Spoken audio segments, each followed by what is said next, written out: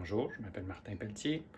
Je suis chef d'équipe au département de transfert de technologie du Centre Acer depuis maintenant 4 ans. Je suis aussi ingénieur forestier de formation. J'ai gradué en 2012 à l'Université Laval. Suite à ma graduation, j'ai déménagé dans la région des Bois-Francs où j'ai appris les rudiments de la sériculture au contact des producteurs. Et puis depuis que j'ai rejoint l'équipe du Centre Acer, j'ai travaillé sur beaucoup de dossiers de vulgarisation scientifique et de transfert de connaissances afin d'aider les producteurs dans l'amélioration de la qualité de leurs produits. Je viens vous parler aujourd'hui des travaux menés par Nathalie Martin et Mélissa Cournoyer, son assistante, qui ont porté sur les propriétés des sirops d'érable qui ont été produits à l'aide de sève avec des niveaux de concentration élevés découlant de l'utilisation des appareils de concentration à Aubrix. C'est important de mettre cette étude en contexte. Dans le fond, on sait que les procédés de concentration membranaire peuvent entraîner des modifications au niveau des procédés de cuisson du sirop d'érable, puisqu'en retirant de l'eau de la sève pour en faire un concentré, invariablement, il en découle que les concentrés de sève doivent être cuits moins longtemps s'ils sont cuits avec les mêmes paramètres de chauffage que les sèves moins concentrées ou même les sèves brutes. Et donc, puisque le développement des propriétés nutritives et sensorielles du sirop d'érable ont principalement lieu dans l'évaporateur, c'est important de faire l'état des lieux quant à l'effet de l'utilisation de ces technologies-là sur ces propriétés-là. De nos jours, il y a de plus en plus d'équipements de concentration membranaire qui permettent d'atteindre des niveaux de Brix de plus en plus élevés. On parle maintenant de Brix qui vont jusqu'à 30, 35 et même parfois plus. C'est sûr que la réduction des coûts de production et la réduction du temps de travail nécessaire pour la cuisson des concentrés de sève à ces niveaux-là sont intéressants tant au niveau financier qu'au niveau de performance énergétique et qu'au niveau aussi donc de la gestion du temps de travail, puisque la main-d'œuvre en acériculture se fait souvent rare. Mais dans le fond, ça reste important de valider si les nouvelles technologies à Aubrix permettent malgré tout de faire un sirop d'érable qui est conforme aux attentes des consommateurs. Parce qu'en effet, le consommateur, tel que présenté dans cette diapo, est un acteur qui est à la recherche non plus seulement de propriétés sensorielles et de calories, mais il cherche maintenant aussi des fonctionnalités dans les aliments qu'il consomme et il choisit ses aliments sur la base de ces fonctionnalités-là, entre autres. Et donc, le sirop d'érable, dans sa forme actuelle, est un agent sucrant qui se distingue avantageusement, entre autres, du miel et du sucre brun, puisque il contient, entre autres, des pouvoirs antioxydants comparables à celui du brocoli cru et de la banane. Et c'est donc, étant donné de cette conjecture-là, des consommateurs qui sont à la recherche de différentes propriétés nutritives dans leur sirop, qu'il faut documenter les effets des nouvelles technologies sur les sirops. Donc, l'hypothèse à la base des travaux sur la concentration membranaire, c'était que, oui, les concentrations à Aubrix auraient un effet de faire décaler les couleurs du sirop d'érable vers les couleurs plus pâles, mais qu'à couleur égale, on aurait des propriétés nutritives égales. Donc, on a divisé le projet en deux objectifs distincts qui ont été atteints avec deux démarches distinctes qu'on va présenter aujourd'hui. Le premier objectif, c'était d'étudier les effets du Aubrix sur les propriétés commerciales du sirop d'érable, donc couleur, classe de couleur et prépondérance des défauts. Et en second lieu, on a aussi voulu documenter les effets de la technologie AOBRICS sur les propriétés nutritives, donc le pouvoir antioxydant, la teneur en minéraux, la teneur en polyphénol. Et on a aussi voulu documenter l'effet de cette technologie-là sur le pH des sirops, puisqu'il y avait une perception sur le terrain à l'effet que les sirops découlant des cuissons de concentrés à haute teneur en sucre seraient plus acides. Donc, on a documenté ça de cette manière-là. Avant d'aller plus loin, on va faire un petit rappel sur la technologie de concentration membranaire pour que tout le monde comprenne pourquoi ça peut avoir des impacts sur les propriétés du sirop d'érable. Donc, la technologie de concentration membranaire repose sur l'utilisation d'une membrane sélective et sur l'application d'une pression sur une sève, dans notre cas, de manière à ce que la membrane sélective laisse passer de l'eau, mais conserve le sucre et les éléments nutritifs de la sève du côté du concentré pour ainsi réduire les dépenses énergétiques et le temps de travail nécessaire à la fabrication d'un volume de sirop donné. Le graphique suivant sert à présenter un petit peu, dans le fond, la relation entre la pression osmotique d'une solution de sucre et son niveau de concentration. C'est important de comprendre, premièrement, que la pression osmotique, c'est une propriété intrinsèque de ces solutions de sucre-là. Plus elles sont concentrées, plus elles ont tendance à vouloir conserver les molécules d'eau qui les composent. Et donc, puisqu'elles veulent les conserver davantage, ces molécules d'eau-là, bien, il faut appliquer une pression supérieure sur la solution de sucre qui est plus sucrée pour maintenir des débits de filtrat similaires comparativement à une solution de sucre qui est moins sucrée. On voit donc qu'à des niveaux de concentration élevés, les pressions qu'on doit appliquer sont quand même passablement importantes.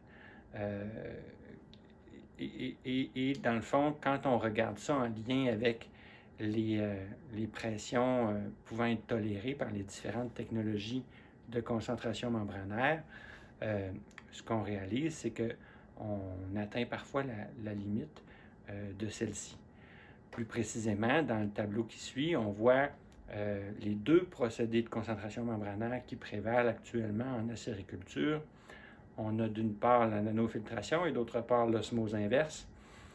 La nanofiltration se distingue de l'osmose inverse principalement par la dimension des pores, c'est-à-dire des trous qui sont dans la membrane. Les pores de nanofiltration sont environ 10 fois plus grands que les pores d'osmose inverse, ce qui permet d'opérer l'appareil à des pressions inférieures. Toutefois, étant donné que les pores sont plus gros, bien, ils peuvent aussi laisser passer certains éléments dissous que l'osmose inverse, dans des conditions comparables d'opération, n'aurait pas laissé passer. Donc maintenant, on va aborder le premier objectif du projet, qui était de parler de la qualité commerciale du sirop d'érable. Pour obtenir ces résultats, on a procédé à l'analyse des données de production des années de production 2018 et 2019. Ces données de production-là nous ont été gentiment partagées de manière anonyme par les PPAQ. Et dans le jeu de données qu'on a reçu, on avait les niveaux de concentration qui étaient utilisés dans les différentes entreprises, le pourcentage de transmission de la lumière, la classe de couleur qui était associée à cette transmission de lumière, ainsi que la qualité organoleptique selon le système de classement du sirop d'érable en vrac. On a formé deux groupes dans ce jeu de données-là. Le premier groupe, c'est le groupe AOBRICS, qui contenait un petit peu plus que 12 000 échantillons. Le groupe AOBRICS a dû être défini. On a dû placer un seuil à un moment donné pour différencier le haut BRICS du bas BRICS. Ce seuil a été positionné à 30 BRICS, puisque, règle générale, c'est pas possible d'aller à 30 BRICS ou plus avec des appareils de concentration membranaire traditionnels. Et comme on voulait mesurer l'effet des nouvelles générations d'appareils pouvant atteindre ces niveaux de concentration-là, on a placé le seuil à cet endroit-là pour valider un peu c'était quoi l'impact de cette nouvelle technologie. C'est important aussi de souligner que le groupe de référence est composé des entreprises qui concentraient à des niveaux entre 8 et 29 BRICS. On a donc rejeté tous les niveaux de concentration inférieurs à 8, qui incluaient les niveaux de concentration, en fait, les gens qui ne concentraient pas du tout, puisqu'on voulait quand même comparer des sirops provenant de concentration membranaire avec des sirops de concentration membranaire et non pas inclure des sirops qui n'utilisaient pas la concentration membranaire, qui auraient constitué un élément de référence peut-être un petit peu moins valide. La diapo suivante présente les premiers résultats qui sont, eux, sur la transmittance. Ils sont présentés à l'aide d'un graphique qu'on appelle la boîte à moustache. La boîte à moustache qu'on voit actuellement présente deux figures. Donc, on a premièrement à gauche la répartition des sirops du groupe de référence. Ce qu'on voit, c'est que la moyenne du groupe de transmittance du groupe de référence était d'environ 58%. Et ce qu'on voit aussi avec la forme des boîtes et des moustaches de la boîte, c'est que la plage des transmittances qui était couverte par le groupe de référence était somme toute très large. Elle allait un petit peu en bas de 20, puis elle allait passablement en haut de 80% de transmittance. Maintenant, si on regarde le groupe OBRICS, ce qu'on voit, c'est que sa transmittance moyenne était de l'ordre de 65% et que la plage des transmittances qui était couverte par ce groupe de sirops-là était beaucoup moindre. On parle d'une plage qui variait d'environ 35 à un petit peu plus que 80. Donc, oui, il y a un décalage, comme notre hypothèse le mentionnait, des sirops à OBRICS en faveur des couleurs plus pâles de sirop d'érable. Et cette différence, elle est statistiquement significative. Maintenant, c'est important de voir si le shift, le décalage des couleurs en termes de transmittance se traduit sur un décalage sur des classes de couleurs qui, elles, représentent des plages de transmittance de 25% chacune. Et le graphique le présente ici. On voit un petit décalage, un petit peu moins de foncé en faveur du doré. Cette relation, elle, est statistiquement significative, mais on a aussi procédé à une analyse plus fine qui sert à quantifier l'effet qu'on observe. Et pour ce faire, on a utilisé le paramètre V de Cramer. Et l'analyse de Cramer nous permet de dire que bien que statistiquement significative, cette relation reste négligeable. Ensuite, on enchaîne sur les effets de l'utilisation des technologies à OBRICS sur les défauts de saveur. Cette première analyse-là porte uniquement sur la distribution des différents sirops en fonction des marqueurs d'intensité, indépendamment des codes de défaut de saveur. Donc, on a les groupes OK, crochet, VR et CT. Les bâtonnets bleus représentent le OBRICS, les bâtonnets rouges représentent le groupe de référence. Et l'analyse statistique nous révèle qu'il y existe une relation qui est statistiquement significative, mais l'analyse plus fine du paramètre V de Cramer nous permet de dire que, bien que significative, cette relation est quasi absente. Donc, on ne voit pas plus de sirop OK ou crochet ou VR ou CT de manière qui comporte une importance pratique entre les deux groupes. Maintenant, on peut aller un petit peu plus loin dans l'analyse des défauts de saveur en s'attaquant à la classe au marqueur d'intensité VR et en le considérant en fonction de chacune des catégories de défauts. Donc, on a VR1, VR2, VR4, VR5.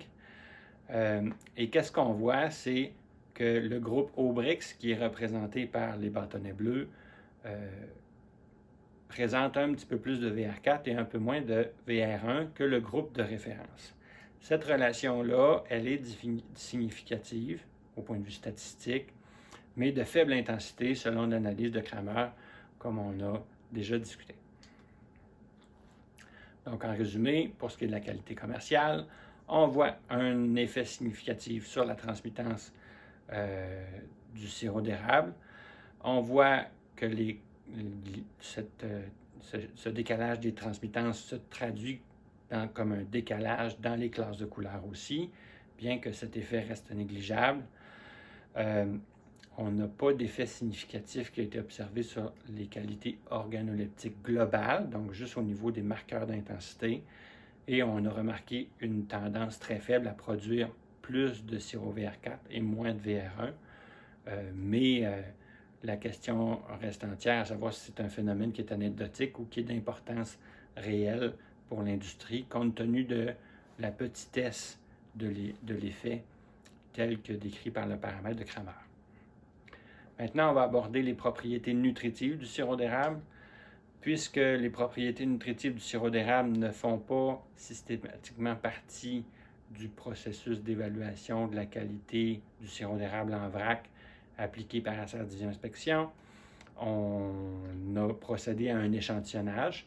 Cet échantillonnage-là a quand même été fait par les inspecteurs d'ADI, qu'on remercie beaucoup.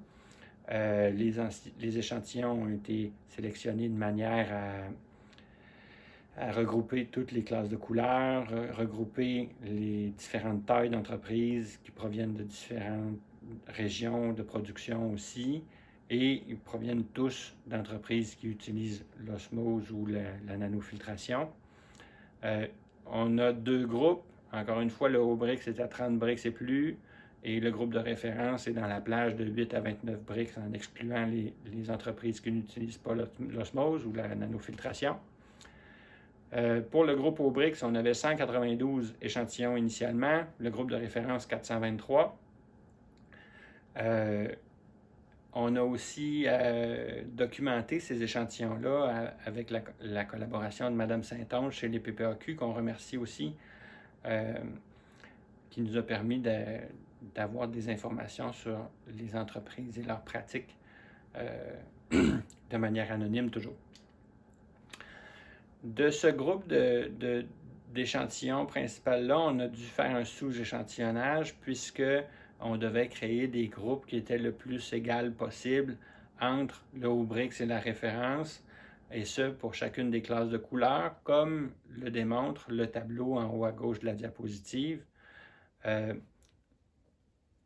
lecture attentive du tableau permet aussi de voir que pour les sirops très foncés, ça n'a pas été facile de trouver des candidats pour le groupe à Aubrix, mais malgré tout, les conclusions qui découlent de l'étude restent valides et pertinentes.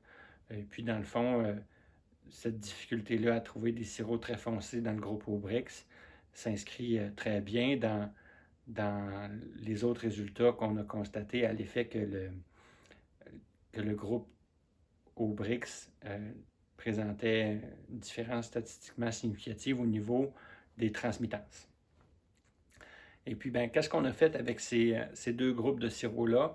On a mesuré 3 paramètres au point de vue de la valeur nutritive des sirops, à savoir le pouvoir antioxydant, le profil des minéraux et les polyphénols totaux. Et on a aussi mesuré le pH, pH qui était supposément plus acide pour les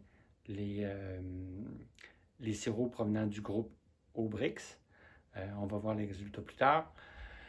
Et puis, en plus de faire des comparaisons statistiques entre les deux pour voir s'il y avait des différences significatives, on a aussi procédé à des comparaisons à la fiche industrielle du sirop d'érable pour voir si ces sirops-là répondaient aux critères qui sont véhiculés dans cette fiche-là. Il faut comprendre que la fiche industrielle du sirop d'érable, ce n'est pas un document légal qui constitue des exigences et puis des engagements quant à la teneur des différents composés du sirop d'érable, mais qui est plutôt fournit des valeurs à titre indicatif. Donc, dans cette diapo, on voit simplement la répartition du nombre d'entreprises en fonction du niveau de concentration de la sève qui ont été utilisées pour l'échantillonnage. Dans le fond, le petit tableau qui vient d'apparaître nous permet de voir que le groupe de référence concentrait en moyenne à 15,5 Brix, alors que le groupe Aubrix concentrait plutôt aux alentours de 33,8 Brix en moyenne. Ici, on est rendu dans les résultats. On présente d'abord les analyses sur les minéraux. Le tableau est chargé, ça vaut la peine quand même de le décortiquer ensemble. Donc, la première colonne présente les éléments qui ont été analysés, les minéraux en question qui ont été analysés pour les sirops. La deuxième colonne présente les résultats de l'analyse statistique, qui était une analyse de covariance, qu'on appelle ANCOVA. Ces résultats peuvent varier. On voit différentes valeurs. Pour interpréter ces valeurs-là, ben, c'est pas compliqué. NS, ça veut dire non significatif. NA, ça veut dire non applicable, puisqu'on n'a pas découvert de ces éléments-là dans les sirops. On était sous la limite de quantification.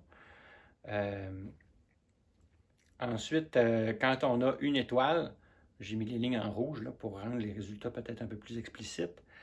Donc, une étoile veut dire un résultat qui est statistiquement significatif. Et 3 étoiles veut dire un résultat qui est très statistiquement significatif et donc qui témoigne d'une différence plus marquée entre le groupe Aubrix et le groupe de référence. Les teneurs en milligrammes par kilo des différents éléments minéraux qui ont été analysés sont présentés dans les 2 groupes de colonnes qui suivent. Le premier groupe de colonnes présente les teneurs pour les Aubrix. Le deuxième groupe de colonnes présente les teneurs pour les sirops de référence. Et on y voit aussi les comparaisons à la fiche industrielle. Donc, on va regarder un petit peu les valeurs qu'on a obtenues.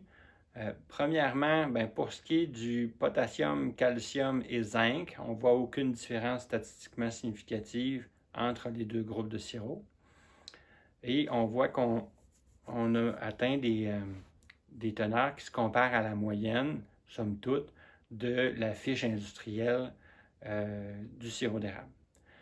Pour ce qui est du magnésium, du sodium et du fer, ce qu'on voit, c'est qu'il y a des différences qui sont statistiquement significatives ou très statistiquement significatives entre le groupe Aubrix et le groupe de référence.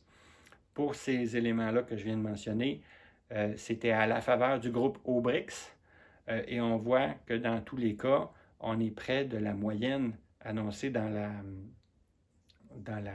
fiche industrielle du sirop d'érable. Enfin, on voit que pour le manganèse et pour les minéraux totaux, ben, on a des différences qui sont statistiquement significatives entre les 2 groupes. Cette fois-ci, c'est le groupe de référence qui contient plus de ces éléments-là. Et on voit encore une fois qu'on est, somme toute, près des moyennes annoncées dans la fiche industrielle du sirop d'érable. Donc, d'un point de vue de l'analyse des minéraux, les sirops d'érable présentent des différences, oui, entre les 2 groupes. Ce n'est pas constamment à la faveur de un ou de l'autre des 2 groupes. Et on reste dans les valeurs attendues, en général, de la fiche industrielle du sirop. On ne fait donc pas des sirops hors normes, bien que parfois légèrement différents. Ici, dans cette diapo-là, on voit un graphique qui présente en axe horizontal la transmittance du sirop d'érable et en axe vertical son pH. Chaque cercle représente un sirop d'érable. Les cercles bleus représentent les sirops Aubrix, les cercles rouges représentent les sirops de référence. Et on a aussi tiré 2 lignes de tendance pour chacun de ces groupes-là pour voir c'était quoi le comportement général des données. Le fait que ces lignes-là soient écartées nous permet de conclure qu'on voit des différences de pH. Comme c'est la ligne bleue qui représente le groupe Aubrix qui est en dessous de la ligne rouge, on peut dire que le groupe Aubrix présente un pH légèrement plus acide que le groupe de référence. Toutefois, c'est important de nuancer cette affirmation-là, puisqu'on voit que l'écart entre les 2 lignes n'est pas majeur, d'une part, et d'autre part, qu'on reste somme toute près de la neutralité. Un pH de 6,5 à 7, 7 étant la neutralité de l'échelle de pH, ça reste somme toute des pH qui ne sont pas très acides à la base. Ce second graphique-là est structuré de la même manière que le précédent. en axe vertical, on a cette fois-ci le pouvoir antioxydant. En axe horizontal, on a toujours la transmittance du sirop d'érable. Transmittance plus foncée à gauche, plus pâle à droite. Encore une fois, nos sirops de référence sont représentés par les cercles rouges. Les sirops Aubrix sont représentés par les cercles bleus. Cette fois-ci, les deux droites qui servent à illustrer le comportement général des données se croisent. Ce croisement-là nous force à considérer qu'il y a interaction entre les données et les classes de transmittance. Et donc, les relations sont moins claires et varient d'une classe de couleur à l'autre. Toutefois, c'est aussi intéressant de souligner que si on regarde le tableau en dessous qui présente le pouvoir antioxydant selon la fiche industrielle, bien, on voit que les deux lignes sont somme toute proches des valeurs moyennes annoncées pour chacune des classes de couleurs du sirop d'érable. Donc, bien qu'il existe certaines différences au point de vue statistique entre les deux groupes, on voit qu'on fait quand même des sirops qui sont représentatifs des valeurs annoncées dans la fiche industrielle avec les deux technologies, que ce soit le Aubrix ou le groupe de référence, avec des niveaux de concentration plus traditionnels. Cette diapo-là sert à aller un petit peu plus loin dans l'analyse des propriétés nutritives parce que, alors que les précédentes s'attaquaient aux propriétés nutritives sur l'ensemble des classes de saveurs via des tests d'analyse de covariance, cette fois-ci, on va faire les analyses avec un test d'analyse de variance, qui est un autre test statistique, mais on les fait au sein de chaque classe de couleur de manière indépendante. Donc, ça nous permet d'avoir une lecture peut-être un petit peu plus fine de la situation. Ce tableau-là marche un petit peu comme le précédent. Les résultats en noir sont des résultats qui n'ont pas de différence significative entre les deux groupes. Les résultats en rouge présentent des différences significatives entre les deux groupes, c'est-à-dire le Aubrix et le groupe de référence avec des niveaux de concentration plus traditionnels.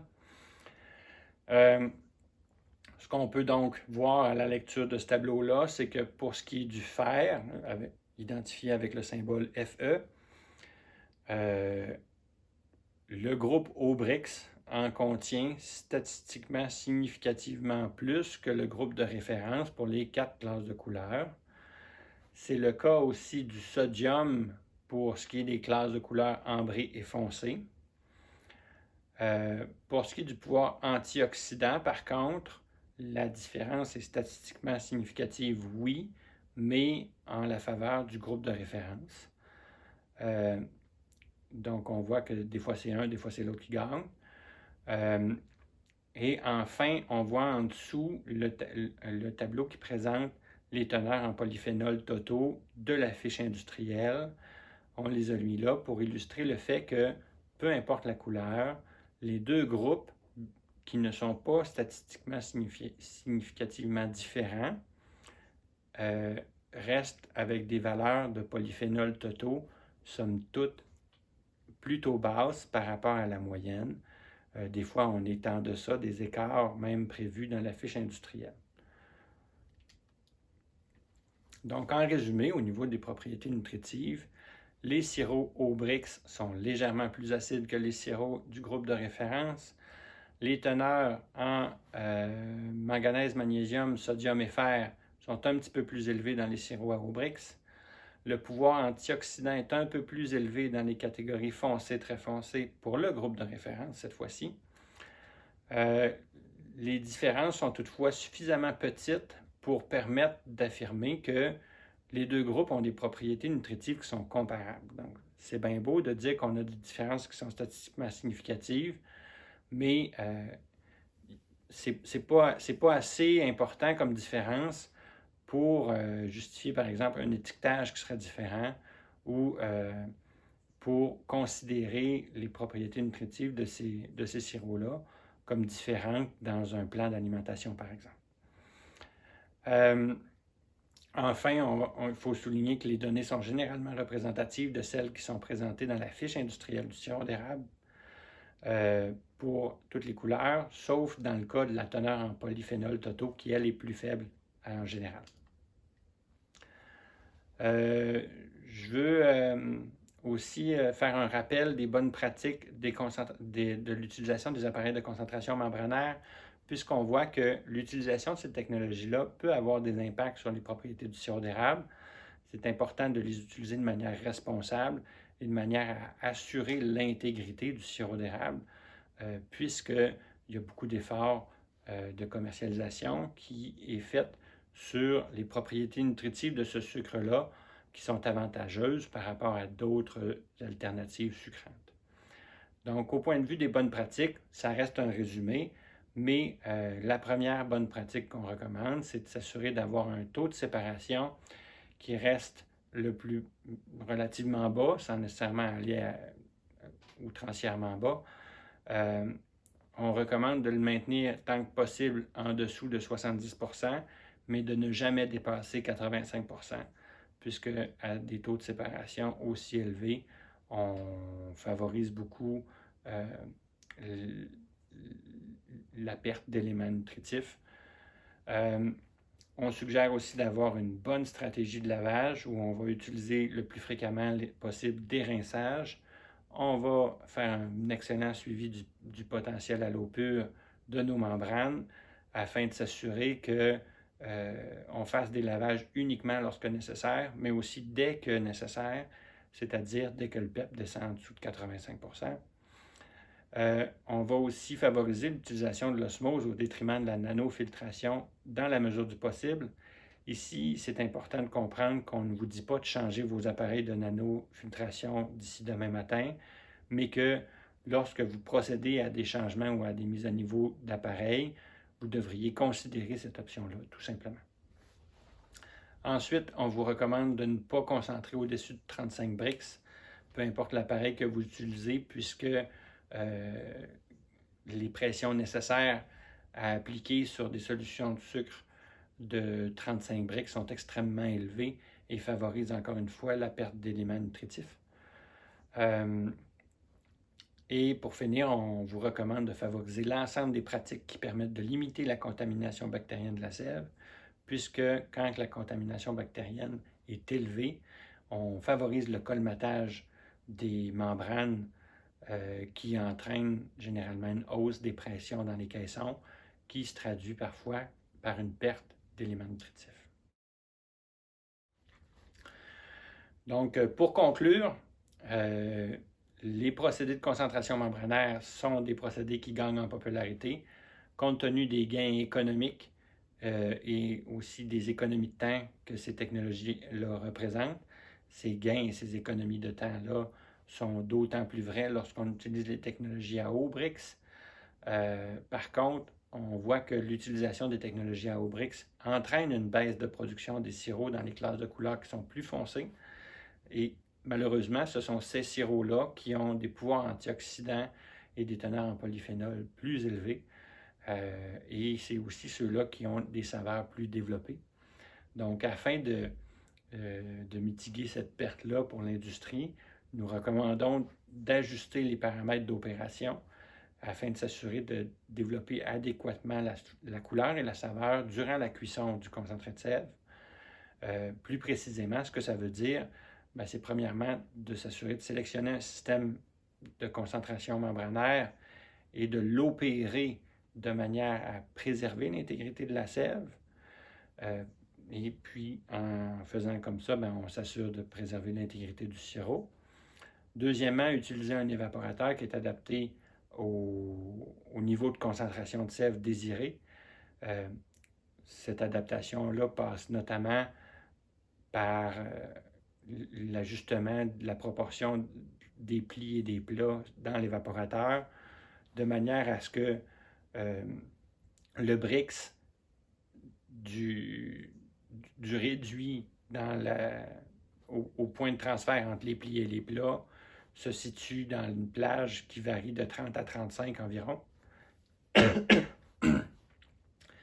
Enfin, on recommande aussi d'ajuster les paramètres de cuisson de manière à favoriser l'augmentation du temps de résidence dans l'évaporateur.